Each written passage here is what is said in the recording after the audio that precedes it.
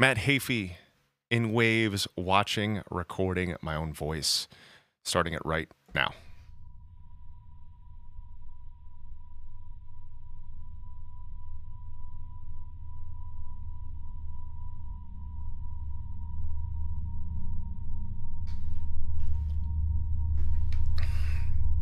This spot was actually hugely inspirational right here. This is when John Paul Douglas and I actually went up to Bell, Florida. And this really opened up the whole visual just wanted to make a vibe timeless record of what Trivium was going to become. Because at this point, you all knew, like, we've had the Trivium artwork, we had, like, the normal metal art. I think everybody's going to look back on it, on the whole record, and feel that, you know, that we've all put 100% into it. I love hearing Colin's voice. Well, we had the visuals where we were at, but it wasn't 100% set like this until we did this record, until I met John Paul Douglas, and John Paul started, like, taking me... People have almost got a perceived way that they think a metal album's going to sound. To see these new things. Oh, look at that young Kiichi right there. Man, it looks so much younger. Where was this at? However it happened, and we're absolutely stoked with it. That was Ginge. Ginge was one of the... We had three people on this record: Carl Bound, Ginge Ford, and Colin Richardson. And Ginge was huge for helping us plan out the drums and get the drums just right. The strongest Trivium album that they've recorded, really. It's Mr. Bound before he became a superstar. He's a superstar now, man. Bullet, Malevolence, While She Sleeps. Just from a song perspective, they seem like big songs.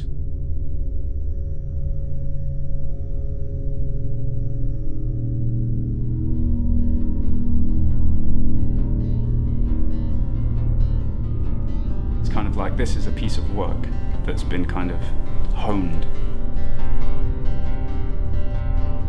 It's crazy. I haven't watched this in years myself. But it's John Paul. It's all him that helped us get to this vibe of this very grave, very serious. This was Bell, Florida, and it was by John Paul Douglas's dad's place. But the forest reminded me of the forest from the Mortal Kombat film, the first one. But it's thanks to the relationship with John Paul and Ashley, those two visual artists, that I feel like they really helped us.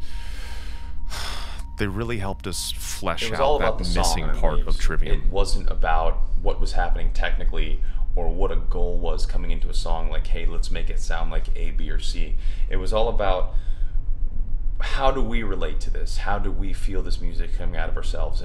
And it was just about making the music as good as we could musically, not speaking in a technical sense, but purely in a songwriting sense. Young Kiichi, the glasses, the plugs.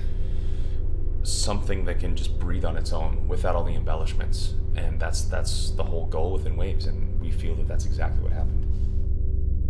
We had Colin Richardson as producer, Ginge Martin as co-producer, and Carl Bound as engineer for the record. Colin Richardson is one of the two best and only metal producers that exist in the world. People that have defined metal's tonality for me. It's crazy too saying that. This was such a different time. This was before there were so many other metal producers like there are right now. And it wouldn't have happened without these dudes. And we love the record. We made the kind of music that we wanted. Bryce, I'm tracking it separate audio just by speaking right now. People that syncs from the beginning. Have been brought into this from the love of music.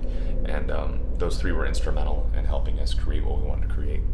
I love all the sounds in the background. You hear all this stuff. This was like JP and I, like JP, when he got me into the directors like Lars von Trier, Christopher Nolan, David Lynch, Nicholas Winding Refn. That was such a huge inspiration in unlocking this new, like, having this like tenseness in the doc. This tenseness where it makes it no longer just feel like your typical behind the scenes. I think before we all started this, when we got the original demos, we thought that Nick was like a bit of a stallion that needs taming, really.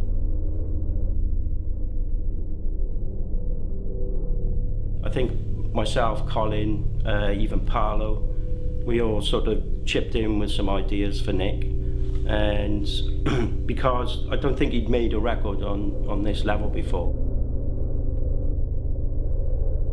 And Nick, you know, the new guy to the band, he was hungry. He took all our ideas on board. We had a great working relationship with him, and I think he became almost twice the drummer, you know, at the end of the album. That's when he started, really. For those of you who don't know, Colin Richardson is like one of the founders of making metal bands sound incredible. The Machine Head stuff, Took 4 the Fear days Factory to get stuff. the drums Young to Paulo. sound the way we wanted, and 3 of the days were just on the kick drum. So Yeah, what Paulo mentioned there. So this record, we, like you said, 3 days to do the drums. We spent like 2 weeks going through guitar tones. It was nuts. Like we tried every single guitar, every single head, every single cab. It's stuff that we started realizing that's not the stuff we like to do. We like to do that So afterwards. the 18 sounds like nothing because it's the same symbol as the other Mr. one. Sukov. And the China is either too loud or it just needs to. I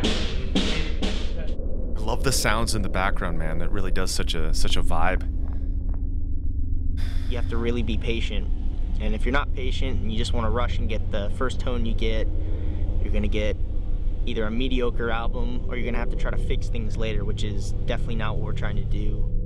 So what we learned from this is how integral it is to make tones, but what we do nowadays is we get the tone where we like it, where we know it should be. We kind of, our baseline tone is great. Nick on And arrangements then for the drums. we work on it Ginger was afterwards. at the forefront of that, really. He had a lot of specific drum ideas that Nick really took on board, and Nick kind of did his own things with the ideas that we gave him. So that was a really creative process on the What Carl pre-production said there for is Nick. huge. It really was Ginge and Paulo that reined They in the weren't, drums like, and made them make sense. telling us what to do. They would just give us input. So we had a lot of freedom at the same time. So they'd give us a lot of ideas, but we would turn them into our There's own Mark thing. Lewis, everybody. So this after is they like, give you us can the see this is ideas before all these dudes. and, put like Martin our own blew twist up, on it to make Carl it sound blew like up. more like Trivium. Sukov blew up. This was like before that, which is crazy. Eighth note ones. So if you start, you know what I mean? These dudes, they really reined them in. Nailed the parts down. I think Nick, he really shined, and I think he's so part of the band right now. He's brought something as well, you know, from his, you know, his blasting and stuff. He's brought something to the band that I think the band actually didn't have before, you know. Brought a good energy. Yeah, and then he's got the blast to take it up now. And actually, this was all at A.L. Levy's house, too. So A.L.'s another dude that you all know of now. So A.L., Mark, Jason, Carl, I don't know what Ginger's doing still recording, but those 4 dudes have really blown up from here, which is really interesting. Fuck, that was like the perfect time. Young Keach. Getting his style to fit Trivium, and also at the same time for us to, The you know, sounds, bring in man. new I elements love that Nick in the brought. background. Me and John Paul we wanted that tense thing. I think that really brings something to it. Bryce, that's a good note for. We just played the songs over I and could do over and that stuff over. for- When we were happy with the right takes, then we just kept those, but it wasn't bad.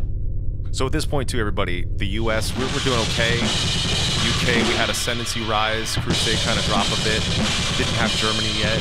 This is the record that really got us Germany. DJ, this is before that.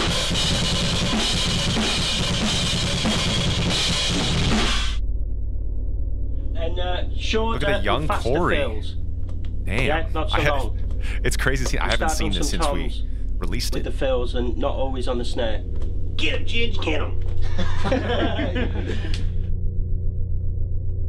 Towards the end of the session, we were suggesting things, and he'd go, what about this?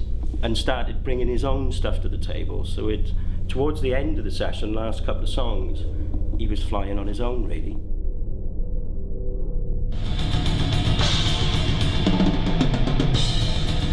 But this is still at AL's. I can't believe the drums place. sound as good as they And I do. think I've eventually never heard anything moved like to that Painted Black before. Studios. This early on in the recording.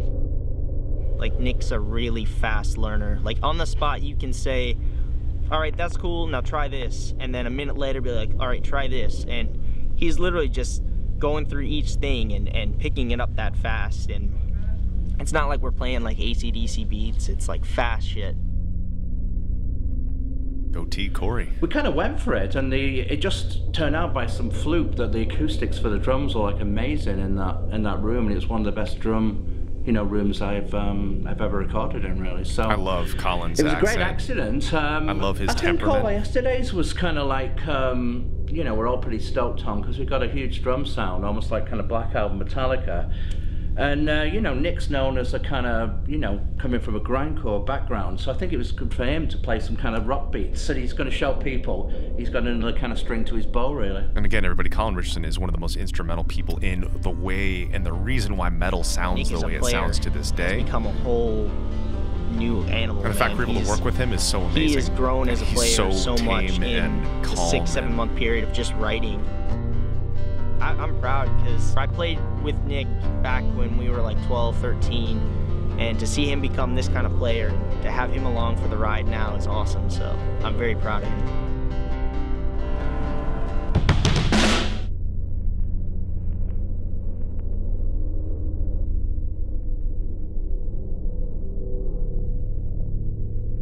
Alright, so when we did the guitar tones, all that stuff, we seriously tested every single head, every cab, every guitar, every pedal, everything. It was so much work. Let's get the tone. It was before you even. It was cool, but it was too much. It was too much.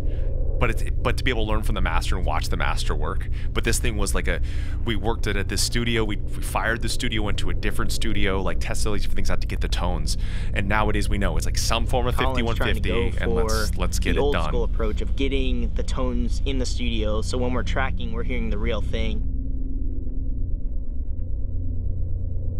Bryce, I think a mix of the old and the new voiceover would be cool. 15 to 20 amp heads. It was a lot.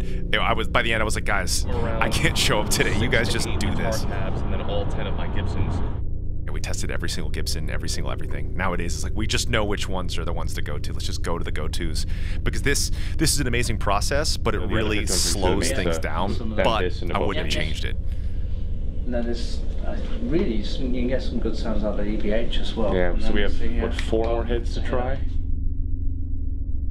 Some bands, you know, you record the tone and hope it gets fixed and reamping and remixing and remastering and all that stuff. We've done most of our records that way. We've done most of them where we get an okay tone, not super happy, but we know that it's going to get better in the end. So with me saying that, we've changed it now. We get a tone we like a lot or love, track, and then make it better. So we fix it from that, like, this is an okay tone, let's just do it. We get it to an awesome tone, record it, make it better. This record so different for us because we've never done that before.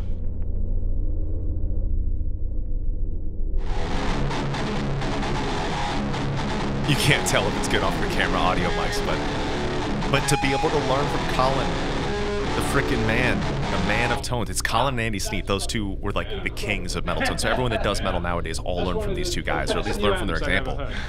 So, you don't like it then? And the fact that Carl is where he's at now, deservingly so, he was able to learn from the best. Slamming tone, one of the best rhythm tones Colin said he's ever heard, and he's the tone is very good. Most metal tones. And it was one of the best tones I've ever heard in my life too, and it just wasn't translating at all.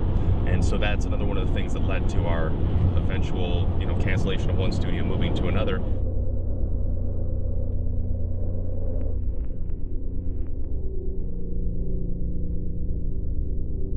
Yeah, we weren't really feeling the studio, really. But it worked for the drums. But, you know, it's best to make a strong decision, really, and that's what we did. So Colin very diplomatically said... We decided we had to leave Audio Habit. That studio wasn't working. Unfortunately, that was kind of the... To make a long story short, we had to, it was our call. I said, all right, we need to get out of here. So big decisions are always worth taking, really. Sometimes... Just equipment were going wrong there. When you know, the right thing to say would be that it wasn't adequate. Colin said these kinds of things happen, and he said every time he's ever been on a project where the band or the production team has decided this studio is not working, or this guy is not working, or this thing is not working, they can that, move to the next thing. They said it's always been for the right decision. They've never regretted it. If you've got a bad vibe in the system where you're creating, you got to get out. And that's what this whole scene is about. We kept it very diplomatic. I'm still going to keep it diplomatic. It's good enough to kind of go, oh, that's good enough. We'll just go along with it. It'll sort itself out later. It never does. And being there was not the right, wasn't the right vibe. It wasn't the right vibe. This guy who owns the studio, AL/Jason's. And this studio doesn't exist anymore. The studio's been foreclosed or bankrupt or something, unfortunately. We're going to load everything in and use that guitar tone that we had. So this was we're playing it up pretty calm here, but we were very stressed out. We're like, we have this studio booked. Personalities massively clashed. The people at the studio and ourselves, like, let's get the hell out of here and let's go somewhere else. And then we took a gamble in this other studio that ended up being great. Then it ended up closing down. At our fingertips. It's a bit of a godsend, really. I really think sonically, we smoked what we could ever get at Audio Hammer. So, you know, it's a great thing that we kind of like bailed. But, you know, if you don't feel it, and, you know, when you're making the album, you've got to make some changes. Bryce, if you're listening to Trivia Memes, going to help me get this doc high res and this stream high res all private to you, plus this audio is going to come from me. Everyone's like, wait, Matt, what? Don't worry about it. This thing was really cool to make. This was all real instruments when we did this this bonus track. Which song is this? Ensnare the Sun. So this is still B-roll actually from AL's Ranch, which was considered Audio Hammer. This is after we had left already, but this shows that. There's the number 5 right there in the trees, which is cool. So JP helped, because JP doesn't come from metal. He comes, at this point, he came from indie. And indie had such cool, like, visuals, and he's like, man, you show me all what all these indie rock bands are doing. And it'd be this dark, intense vibe for such happy indie rock music. We're like, well, why don't we kind of incorporate some of this more cinematographic, something? You know what I'm trying to say. Incorporate this far more artistic, vibey thing, and this just creates such a mood. Bryce, we can honestly use this section as is, with no cinematic.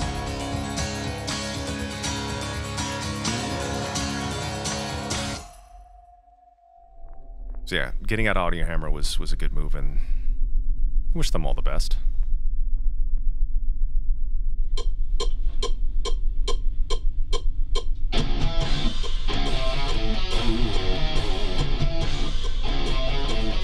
This is now Painted Black Studios. Rhythm spelled wrong. This is now Painted Black Studios in Altamont Springs. It's gone. The band was. You said that I'd be encountering some excellent musicianship. I'm still Water Bottle Man. We were really excited to hear Matt play, really. Matt is a great rhythm guitar player. Again, amazing rhythm player, world class, probably one of the best rhythm players that I've ever been involved in tracking as well. This would have been more economically tracked too if I had Evertunes in my guitars. It's really difficult to express how good it is. When when you do record bands constantly, you get handed somebody like that, and it's not very often. Thanks, guys.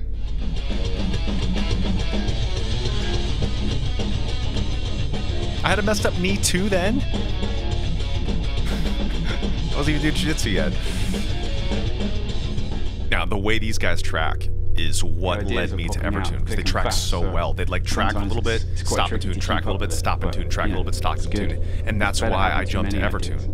Because Evertune, you don't have to do that, and I like to just work. You know me, I like to just work. I don't like to stop. And we're also on Tom's there, I think, aren't we? But to be able to learn it and see it the way that Colin did for all of us it was only 2 guitars, so you never knew what it was going to really sound like until you come in here. Yeah, let's just play the riff through it then. I'm not sure if we quad tracked or double tracked this one. I think it's probably quad. Left and right. Yeah, just cut the chords.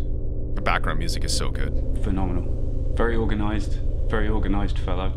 He likes to have things, we're going to do this, then we're going to do that, and then we'll do that. And that's how it works for Matt, and it works.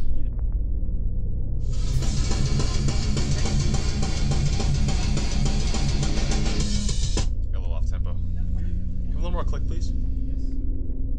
With Matt, he's pretty kind of, regimented. It's like if Corey starts, say, with a start for Corey, he's like, I'll show up, sometime between 10 and 11, And I think with Matt, if it's 1 minute past 10, he's here at 1 minute past 10. Very well played. Yeah, oh, yeah, absolutely. Should we take the other side and stack them up and see how it goes? Yeah. Well, it's nice to know I haven't changed. The way he regiments everything, I'm sure he actually writes the times he's going to do certain things through the day. That's what it feels like, even though what's crazy, we've not seen that. Hearing all of this is I still am this way, and I didn't realize like I was back then. But it is so interesting to hear that, and it's nice to hear it from these legends of recording. Carl was a budding legend. This man, solid work, really. I think Trivium got the same work ethic as well. Yeah, this was a good. We need to work with people with our temperament, and you can see these three men have the same temperament as us. It's like very relaxed, calm, but professional, wanting to work. Matt's like, he's the perfect person for us because we don't like working late, and obviously Matt doesn't like working late because, you know, like all the guys, they got personal lives. For a metal guy, he's almost sort of too nice, really. It's so weird.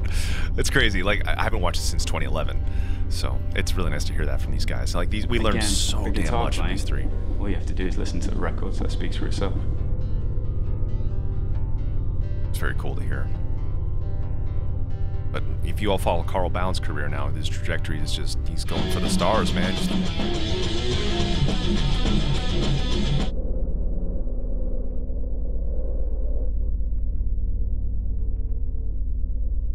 Bryce, these are notes. We should do some kind of sonic palette underneath like this, or use this exact audio from this.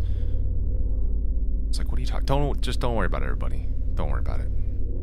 I think he's the best bass player I've ever recorded in my life. Gosh dang right, the man. The guy is a genius. Y'all hear bass, that? Really. That is legend Colin Richardson saying Paulo is the best bass player he's ever recorded. Easily the best bass player I've ever tracked. Paulo is that damn good.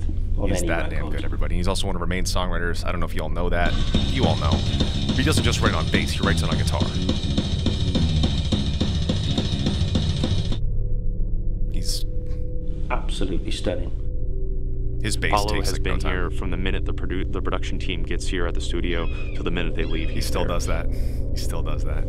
Was first at the studio and last to leave. It's true. Can't say better than that. He does that for everything. Everything we do as a band. He's first one in, last one out. Got an amazing musical mind. When it's here, it's a little bit of a different tone, so it'll feel like slightly change. different. Okay. He's chilled out.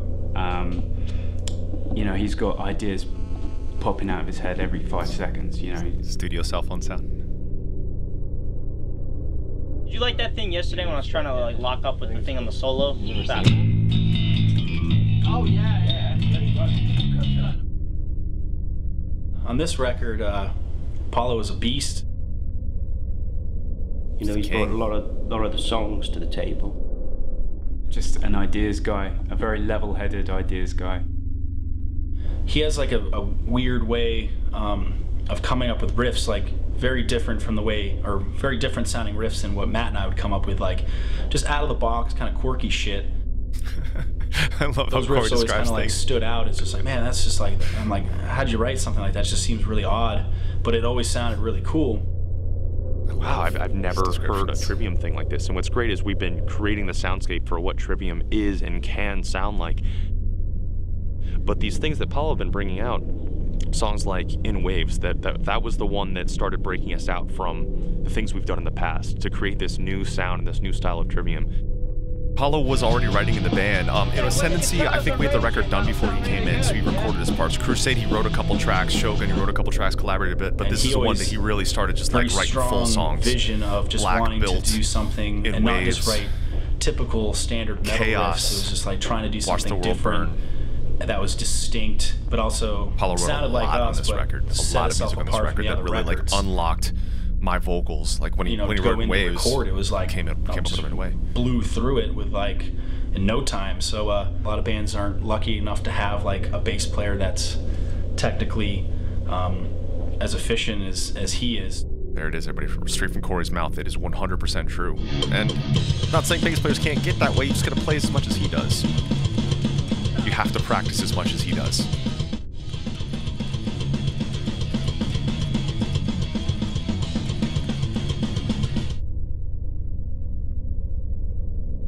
But he writes the stuff on guitar when he writes our music.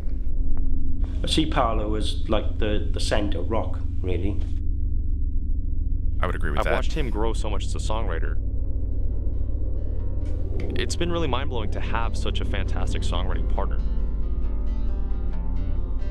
And this isn't saying that Corey doesn't write too. On this record is really the one where we started seeing Paulo write so much. Probably and it was Sin you saw him start writing players vocals that we have in the world. He's phenomenal. That's Carl, Colin, and Ginge all saying one of the best bass players they've ever recorded, which is insane, man. It's insane. I recommend everyone. He's really good. I recommend everyone looks up Colin Richardson's track record of what he's done. I mean, he's one of the guys that made metal sound the way it sounds, and now Carl is the guy that is making metal sound the way it sounds for the future, which is very, very cool. And I'm so excited to see everything Carl's been doing. Here's the king, ladies and gentlemen. Y'all know the king. It's trippy for me watching this and hearing this stuff. It's really cool. I think with working with Colin and just like the tones on the album and just how good it sounded in the studio, keep that was just crap very in the back of your inspiring. float all the time, Corey. Within 1, 2, 3 takes, it's like, oh, that's the direction we should go in. So it's like just kind of flew by. He's the guy that comes into the studio, and you haven't got a guitar line for a chorus, and it's like you're trying to find something. It's put Corey in, and he'll just come up with the most awesome kind of melodies, on the spur of the moment, on the fly, really.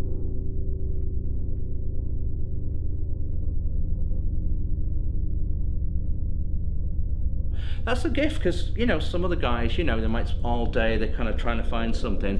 With Corey, it's like if it takes him more than like half an hour, you start to worry you're never going to find it.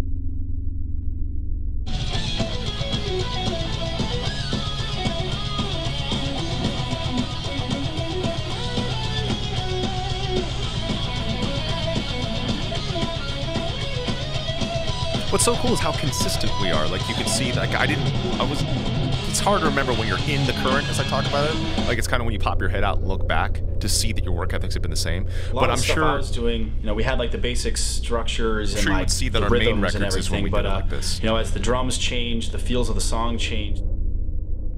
So it'd be records like, everything was still evolving, and then didn't really know exactly how the song was going to be until the drums were done. The 3 records that I mentioned in the past, Crusade, when Nick Silence, put his final Vengeance, drums down, it are probably lend we itself didn't to like do in this knowing like exact what kind of same part way. I needed to put over it and what kind of feel to fit like the vibe of the songs.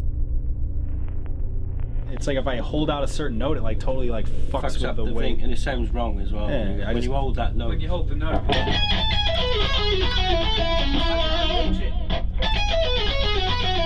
I love the way Corey describes or talks about things. I know we all do. It's great. The time where it's just got to change the lick. He looks like such a European guitar player right there, All the doesn't he? guys are super quick trackers, really. They get their parts down really quick. They're like the real musicians.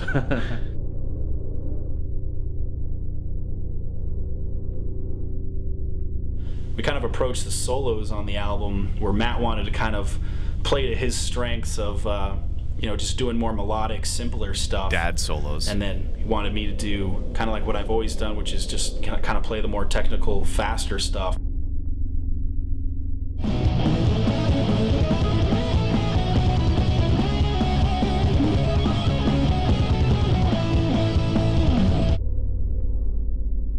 Makes each one of us stand out and be distinct because no one's really kind of treading on the vibe of the other person's leads. I think we really did a cool job of making the solos kind of stand apart from each other, and each person shines in their own. I'll need to double check with Corey style. with the In Waves record. I'm not sure if we did the same kind of. Corey just loves to play guitar. It's so true. I'm not sure if this record was done like with the 3 of us kind of equally writing parts, or it was more so. Got in touch with Corey, and he was straight in. Paulo or myself would make the bass bedrock of the song, and Corey would do the stuff that made it super trivium on top. I don't think he likes anything else, really. I would agree with that. He's still the same, man. Football and shred.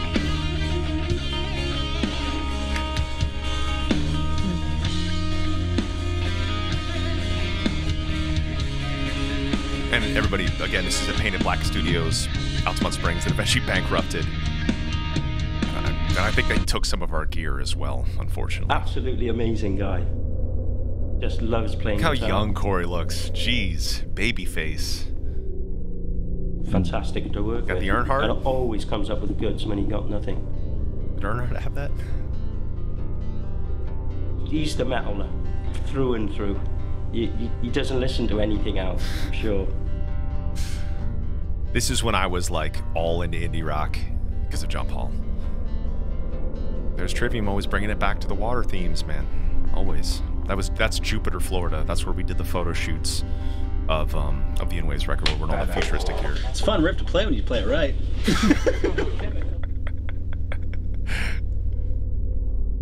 Cracks me up. Cracks me up. It's a fun doc, man. It's a fun doc. I'm thinking this. I still do that. You know, I've been doing that less since I shaved my head. Maybe it was my hair oil dripping down on my face. It's kind of disgusting. This is still like... Matt's really pushed himself on this. When I was wearing skinny jeans. There's going to be some surprises with some of the songs, I think. The screaming on this record's very intense. That's using his head voice. There's some falsetto on this album, which I think is really cool, especially on a lead vocal. I don't think he's done that before. In fact, I know he hasn't done that before. This was so... That stuff was so hard for me when I did think that. If anything, adding some octaves on the second verse, crazy like difficult. I just, like, that was a part of my range I didn't know how to use, and my screaming was tearing it down at the same time. You know, often the most Now tricky it's thing to put down, everything. really. Now it's like You're doing the drums, where and my the technique drum is skin from. breaks, you kind of change the head. The guitar string breaks, or you snap the neck. You I wonder if we can change covered that, in this. but I with think there was the a point singing, where my voice you know, gave if you do out. get a problem with your voice, we did you know, this, it's a or I human couldn't thing. figure something out. And you can't always, you know, you've almost got to like step think I back, did. take a day off, and regroup. Really. Nowadays, that does not happen anymore. We I had a don't lose few my voice scary for records. moments because he was... I think with this record, he's in a bit of a transitional period of, you know, finding somewhere else to go with the singing. Yeah, that's like this. We are too far gone. I can hear it in my voice. I can hear that strain, the shotness. Whatever you, I can hear it. The screaming's brutal in If it's this not record. good, we're All just the singing's done gonna erase it incorrectly. and All the start screaming's again. done incorrectly. That's why it sounds so good. But this is before, like, We I always warmed had up, it in knew our what I was mind doing. to sort of Maybe I push him a warmed little up. further than I think these guys he was pushed me hard. expecting, really. I think this must have been where my voice is falling apart, because, like, everyone looks stressed out. Yeah, just could we do it like a trade-off instead? I can hear it. Because whenever we cut off word, that's when it gets tricky for the meanings. It like doesn't mean the This would same happen thing anymore. a lot of records we did. This happened bad on We Silence. found out Nothing it was works record. best when he's kind of almost backed into a corner, really. We kept saying we're not going to push vocals to Not the end, but anymore. ended up getting pushed to the end. I because of don't all this like other that. stuff. I don't like that anymore, Technical Colin. difficulties, having to leave Audio Hammer, having to go to this studio where it wasn't quite ready for us to come in yet. You know me and changes. I We stress were the looking to hell maybe out. postpone the vocals at one about stage. that. Damn, I forgot about that. Time sort of started to run out. I remember We that. got all this material, and you know, it did look at one point like we were considering doing some vocals in England. I remember I was not feeling that. It's nothing against, like, leaving. And It's then just, I we like my decided, structures or not of working. we decided, but the producers and Paulo and Justin were like, hey, we can't finish this record. You're gonna have to finish in 2 months in the UK. And that's when I was like, I'm not going to the UK. I better finish this here in 2 months. I thought this was Now we America. requires you guys coming back here or Matt going to the UK. Yeah. What the hell did we do? I don't remember. You guys haven't done one thing that's, you know, anti anything. You've done the right thing on every I single totally corner. understand. You know think what I mean? On I every must have turn. blown my voice out I totally at this point. understand. Or I was just deteriorating. Because he's having a really hard time now on vocals. Yeah, that's what it was. Like, Matt's nowhere near a bad singer. Yeah. It's just these little quirks, Yeah, because yeah. we want to make his vocals sit on top of that big You chunk. sing- This you sing crushed his me style, when this yeah, happened. tuning it in. Crushed me.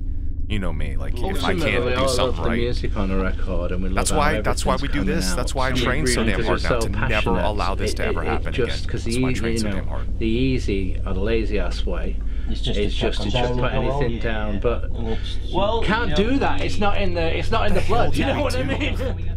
I can't remember. And, you know, I feel like my voice is where it's going to get. You know, this is as good as it's going to be unless for the next year. I don't believe that for a second.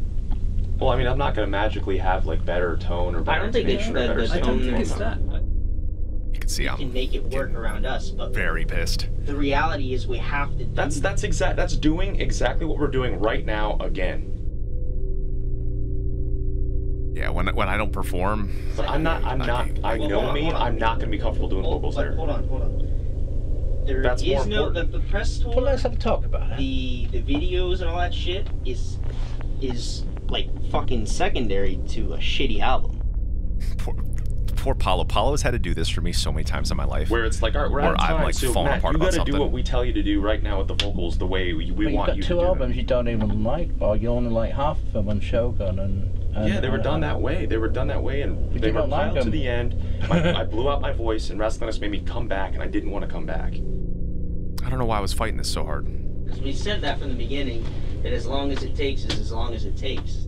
I'm not exactly sure why. I think it's because my voice was shot. So I felt really comfortable. I felt like I could move the way I wanted to move. I was feeling good. You can go where you want. You know, I kid you not, if you said you wanted to cup the mic and roll around the floor, if it got an amazing vocals, you can do it, and smash the mic at the end of each day, and we'll get you another one. I feel bad that I was kind of rude to Colin and Carl on this. You do what you want, you know? More to Carl than anyone, it looks like, by that little shot right there. Yeah, I remember when it blew out in silence, I did not have anyone talk to you like this. Because it all depends on you doing the best thing. But we think there's more to be had. You know, we don't want to be lazy because, you know, we just want to get the best out of you, really. I forgot about this. You can fucking do this great. And this reminds me why I train so damn much now.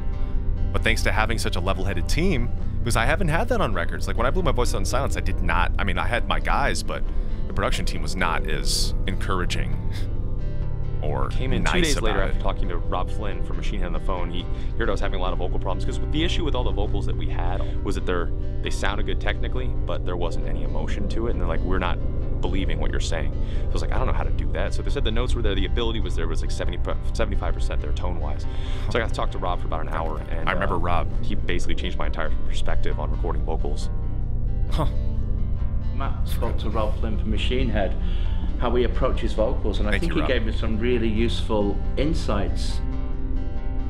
In the studio, you've got to like do that self-motivation where there's the microphone, there's an empty room like this, and it's like, right, I got to psych myself. What's interesting is here, it's a hard thing to do. I don't know if I go into it in the doc, but Rob gave me a way to like truly get your headspace in what you're talking about the song, like getting yourself really helped me out. Came in, and then I was like, all right, so let's it's a depressing or angry song, get yourself in that spot. Chaos Reigns, and it was really awesome. But nowadays, I don't have to do that. The violent people! Oof, that sounds painful. I still record one point where I wasn't even thinking about it, but I just like punched the shit out of the music stand. I don't normally ever do that when I'm recording. I'm normally just very like, okay, let's do it. So it went really good. You know, this time around, it's been going so much better. So Rob had me channel, like, we just wanted to do it right. Get in the headspace of what the song was about. I will bury you once and for all, you're a monster! But nowadays, you're built to fall! Because of all the training, I don't have to stress, am I going to be able to do it? The hard thing was to bring sort of emotion out. Because so the emotion just comes naturally, because the technique I don't have to worry about. Here I was worrying about technique. Could be a bit robotic. I was worrying about, oh, I'm going to blow this out. If I do the rasp, it's going to kill this. It's going to deteriorate that. But nowadays I don't have to think about that. Singing like we wanted him to. And Josh can probably attest to that, but that's because of this, and I forgot about this. Everyone pulled it together, and Matt's been an absolute star in regards to that. Amazingly, and Matt stepped up and delivered. Watch the world burn! It sets the air on fire! It's all rasp right here. Burn! I can feel it, I can hear it. It's all right there. And I still do in the studio. He did the best vocals I've ever heard him do. Thank you, Ginge.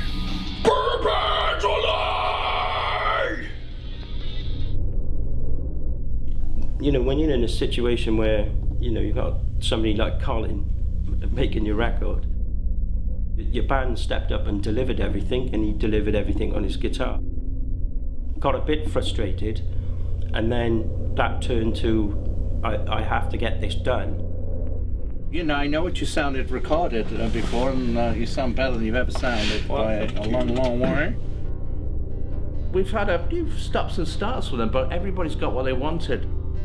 So this record, I think, was like 4 to 6 weeks of recording, plus a little stop and a couple headaches, cancel fire in the studio, all that stuff. Enough hard work. But nowadays, the last 3 records took 2 weeks each to record because we're just finely tuned machines now. But it's thanks to this stuff. It's thanks to the stuff we learned from Carl, Colin, Ginge, and from all the ups and downs, having to fire a studio and get rid of one people, switch to another studio, blow your voice out, all this stuff. Damn, forgot about that, man. That kind of made me stressed out. But that's why I do what I do. That's why I practice so damn much. That's why I'm always singing on stream without fail. That's why my schedule is the exact way it is. With every record we've done, I don't want that stuff to happen. It's always been a little bit searching for ourselves. I feel like with this record, it was something that truthfully came from within. When it comes down to the lyrics of this record, you know, I don't want to put the answer out there for anyone. I want it to be whatever it is to you, because it was something special for me, and I wanted to keep that initial first reaction. I'm still that you're not there. gonna come into it with the preconceived notion of what you think it is, but Visuals are so kind of the case beautiful, with the whole record, with everything, down to the visuals, down to the music, down to what we're saying and what we're playing. That is Trivium. The thing, I think Trivium is the ability to always be changing into something that is a better version of ourselves. We set up early that we're going to do whatever we want to do every time we do it. And with this album, we took that to the next level and rewrote everything that is our band. With this record, I feel like I dug into different places than I've ever have. This was all directly what came to me from just listening to the music, or even from just sitting there with, you know, a pen and paper. Visuals are allowing the music, very Antichrist, Lars von Trier inspired, and to not be afraid of what I would think or what anyone else would think, but to just make it, just to see what happens, and to allow no apologies for everything that we do. So, you know, opinions will differ, but I always have felt like, who knows better what a band is but the people making that music, and it's something that I love and that I'm proud of. And Bryce, we definitely use exactly a lot of the audio from this as well. I think we use this background music. Trivium memes right there in the chat. Tilreb is going to give you all the stuff. I believe he's got the highest res. To us, because this is important. It's Trivium. There's no question about it. It's, in my eyes, it is more us than we've ever sounded. And we just do the Mystery Science Theater voice on top for some of the stuff. Ashley's college roommate Megan Giese made all the clothes for us, so we really took it to the far level. I forgot who came up with that idea. Maybe it was Ashley, maybe it was Megan, maybe it was John Paul. There it is, ladies and gentlemen. That was pretty nuts. That was really cool to watch. I haven't watched that. I haven't watched that since, damn, 2011. This is a 720p version. I imagine Memes got a better one. Another thing, Trivia Memes, how long is the Shattering doc? I forgot Danny Jones was the art director of this record as well, but I really vibed with John Paul Douglas. John Paul is, as you know, my closest friends, done tons with us. There is one other cool doc I've got that I do want to watch for this.